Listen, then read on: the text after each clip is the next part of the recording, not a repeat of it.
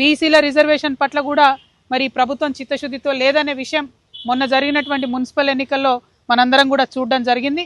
ఇప్పటికైనా రేవంత్ రెడ్డి గారు ZPTC MPTC ఎన్నికల్లో అయినా రిజర్వేషన్ వర్తింపజేయాలంటే ఇప్పటికైనా కనీసం మీరు అఖిలపక్షం ఢిల్లీకి తీసుకొని వెళ్ళాలి.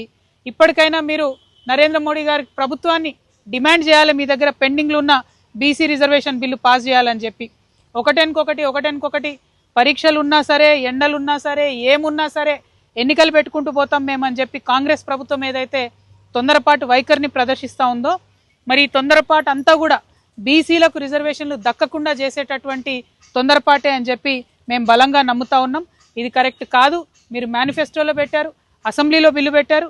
దీన్ని సంపూర్ణంగా అయ్యేంత వరకు కూడా చేయాల్సినటువంటి గురుతరమైన బాధ్యత మీ మీద ఉంటుందని చెప్పి ఈ సందర్భంగా తెలియజేస్తూ, మరి రాబోయే బడ్జెట్ సెషన్లో బీసీలకు మీరు మేనిఫెస్టోలో పెట్టిన విధంగా 20,000 కోట్లను ఇవ్వాలని చెప్పి నేను డిమాండ్ చేస్తూ ఉన్నాను.